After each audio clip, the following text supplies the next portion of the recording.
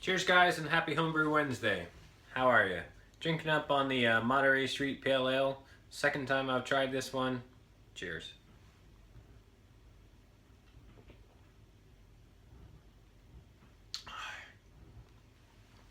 Not the second time I've tried this beer. Second time I've tried to brew it. First time was absolutely amazing. It was back in last November. This time though, it's a different story.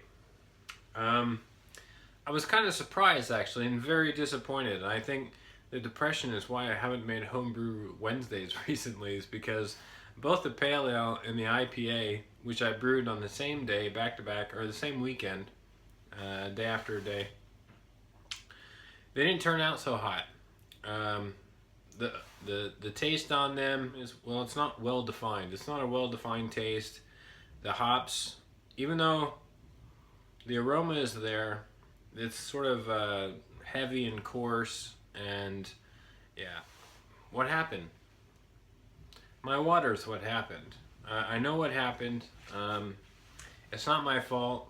Well, it is. It's my fault. I took it for granted. I took my water for granted.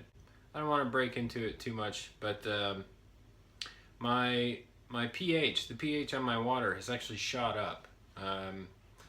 Probably, you know, used to be around 6.8, and I knew my numbers in terms of the hardness and the alkalinity, and I was able to handle those things accordingly, and you know, make my additions, and both with, of course, the salt, but also with the acids, and now the acidity has gone up to about, or not the acidity, but the pH has gone up to about, I think it was 7.2, 7.4 on some of the readings.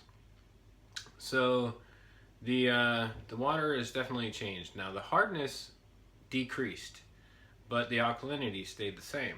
So the pH has risen. And so I needed to make up for that, and I didn't when I brewed this beer. I just took for granted that the hardness was where it used to be, where it always is, and yeah. I know they've been doing some work on the lines, and yeah, I know that now. It was a little bit too late when I found out.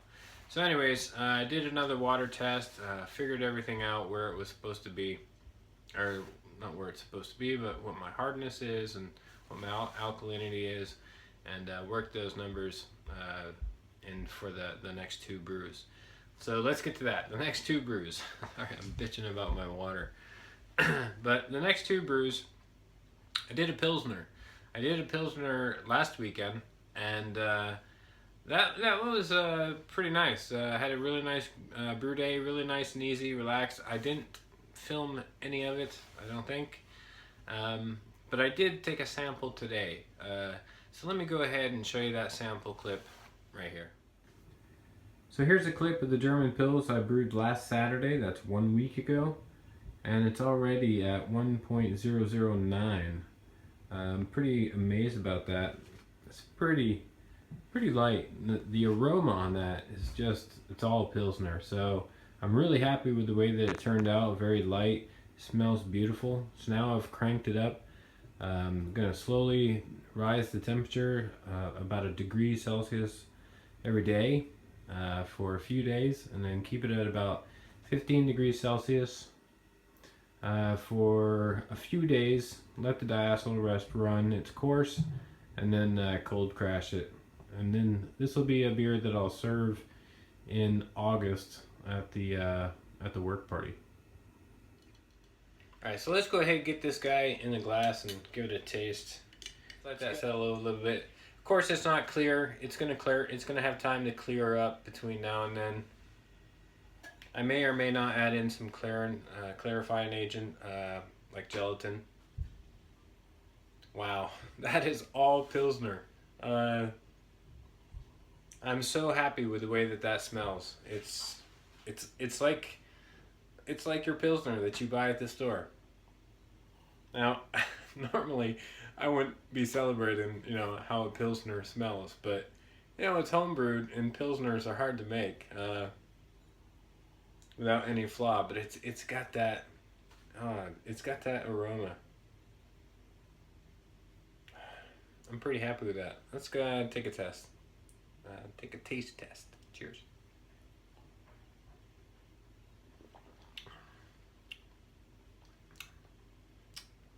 All right. It's got that classic Pilsner taste, but I do taste a little bit of diacetyl. So that'll be interesting. I want to see how that gets cleaned up.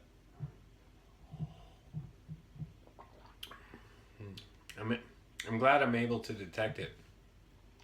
But yeah, after 1 week, getting down to 1.009, that surprises me because I've looked in the fermentation chamber, the fridge, a few times over the course of the last week, and I haven't seen any activity in the blow-off tube. So, hey, this is cool. Started out about 1050, somewhere around there. So coming down here, I expect it to drop at least another point down to about to 1008. That's the estimate anyways. So we'll see. So that's the Pilsner. Really looking forward to see how that one turns out. It's got plenty of time to just sit and lager. I'm not in a hurry with that one.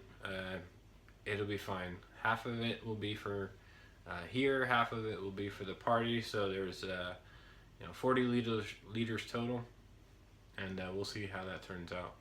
I did a brew day today, and my first time trying to do a bitter, so English bitter. So I took a standard recipe for a special bitter out of Brewing Classic Styles, and pretty much just tried to mirror that. And yeah, everything went really well. So if you want to check that out, go ahead and check out the brew video for the special bitter. And yeah, everything went a little bit better. I was more on top of my water, and making sure that all the numbers there were lining up. I mean, because really at the end of the day, that's what's more important than anything else, is making sure that your pH is where it should be in all vessels, especially in the mash tun. You need to make sure your pH is right on par where it should be in the mash, because that's going to determine what your pH is in the boil kettle, and then ultimately post fermentation. I did try and do some maintenance on this beer. The pH on this was originally 4.8, which is way high. It should be 4.5, 4.3 preferably. Maybe even 4.1, as low as 4.1 to 4.3. But 4.8 is way high. So what I did was I tried phosphoric acid on it first, and I added into the keg directly about 1 milliliter, just to see what the effect was, using 75% phosphoric acid. And didn't have too much of an effect, actually. Not as much as I thought it would. I was kind of paranoid about it. Still working out the numbers on those types of additions. But then I tried a little bit of citric acid. I tried 2 milliliters of citric acid, and that brought it down to about 4.6, and it's at least drinkable now. I'm not going to dump it. It's drinkable. It's okay. It's not so heavy and coarse anymore as it was, but yeah, really sort of says a lot about how important it is to get the mash pH right from the very beginning, and then all the way through the rest of the process, and then let the yeast do the magic and see how it turns out post fermentation. But yeah, that's the way things go. That's all that's happening around here, guys. I hope you're having a hell of a week and have a better weekend. Cheers.